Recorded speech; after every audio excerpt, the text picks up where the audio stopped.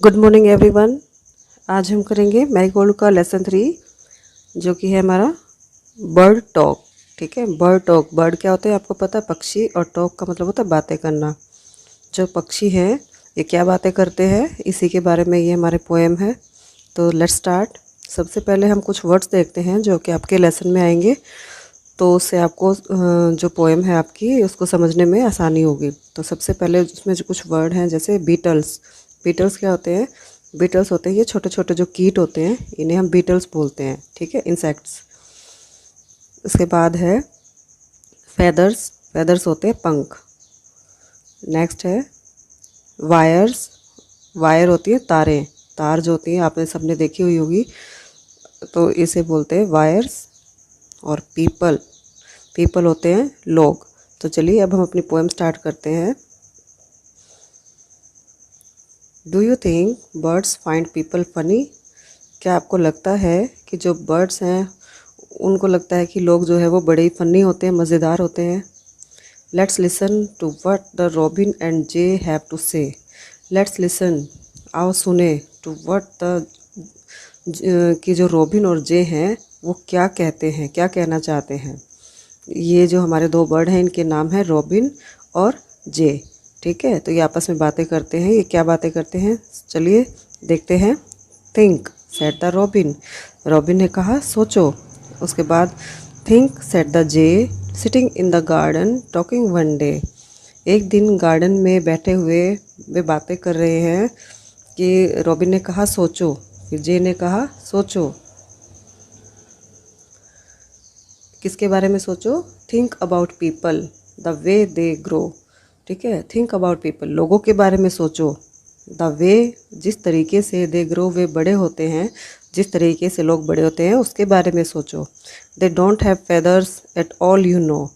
तुम जानते हो कि उनके कोई पंख नहीं होते। They don't eat beetles. वे बीटल्स नहीं खाते। कौन? लोग।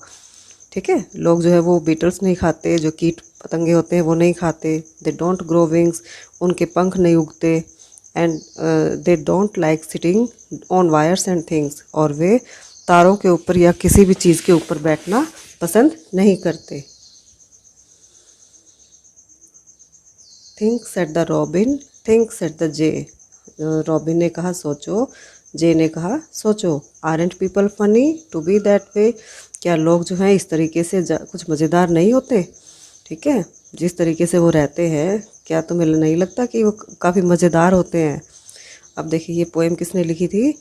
एलन एलन फिशर ने। ठीक है, ये हमारे पोएट का नाम है, तो आपको ये नाम भी लर्न करना होगा। और हमें कुछ न्यू वर्ड्स मिले हैं, देखो इसमें बीटल्स, सिटिंग, वायर्स, फनी। तो देखिए अब हम इसके डिफ़िकल्ट वर्ड्स करते हैं। सबसे पहले है थिंक, THINK। थिंक, थिंक का मतलब होता है सोचना। SAID सेड, सेड मतलब कहा। पीपल, PEOPLE, पीपल, पीपल होते लोग। ग्रो, GROW, ग्रो, ग्रो मतलब बड़े होना या बढ़ना। फेदर्स, FEATHERS, फेदर्स, फेदर्स होते पंख। फिर है BEETLES, बीटल्स, बीटल्स होते छोटे छोटे जो कीट होते हैं उनको बोलते हैं। वायर, तार, WIRE, वायर, वायर होती है तार। फिर है सिटिंग, SITTING, सिटिंग, सिटिंग मतलब बैठे हुए। और लास्ट है FUNNY, फनी, फनी मतलब मज़ेदार। तो ये हमारी जो पोएम थी इसके डिफ़िकल्ट वर्ड्स थे। Let's come to the word meaning.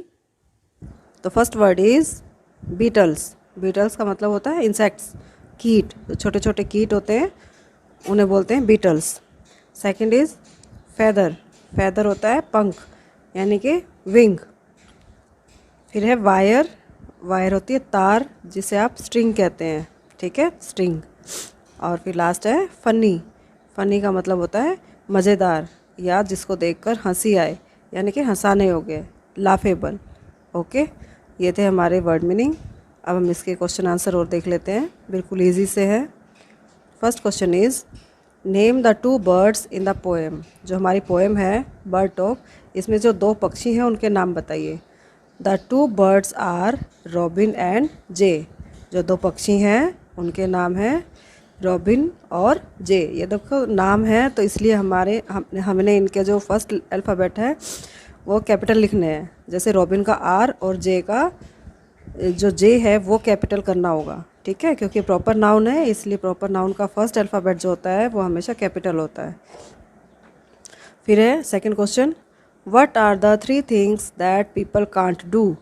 ऐसी कौन सी वो 3 चीज़ें हैं जो लोग नहीं कर सकते। लोग क्या क्या नहीं कर सकते 3 काम। सबसे पहले है दे कांट ग्रो विंग्स, ठीक है, वे अपने पंख नहीं उगा सकते। फिर है दे कांट ईट बीटल्स, वो बीटल्स नहीं खा सकते। और लास्ट है they can't sit on wires, वे तारों के ऊपर नहीं बैठ सकते। तो ये हमारे 3 काम हैं जो कि लोग जो है वो नहीं कर सकते।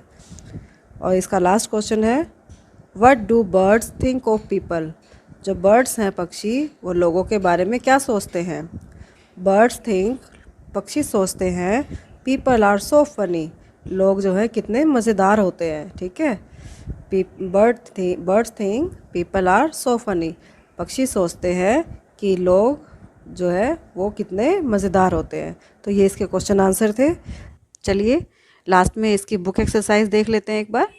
ओके, पेज नंबर 13, इसमें जो लेट्स राइट पोर्शन है इसमें आपको दिया गया है question, listen to the sounds of the birds, पक्षियों की आवाज़ें सुनिए, make a list of these words, और जो ये वर्ड्स हैं जो साउंड निकालते हैं उनकी एक लिस्ट बनाइए। जैसे एग्जांपल के लिए इसमें दे रखा है जैसे चर्प चर्प चर्प, ये कौन बोलता है, स्पैरो। तो इसी तरह से और भी साउंड्स आपको बतानी है। हमने यहाँ पर लिखी है जैसे कू कू कू कौन करता है, कोयल, और काव काव काव ये क्रो करता है, ठीक है। तो आपको ये लिखना है।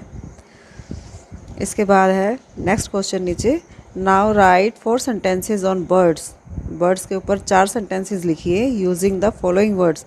आपको ये कुछ वर्ड्स दिए गए हैं, उन सेंटेंसेस में आपको इन वर्ड्स का यूज़ करना है, ठीक है। जैसे नेस्ट, नेस्ट होता है घोंसला, वाटर पानी, चर्प होता है चहचहाना, जो चिड़िया चहचहाती हैं, फ्लाई उड़ना, स्काई आसमान, और विंग्स पंख।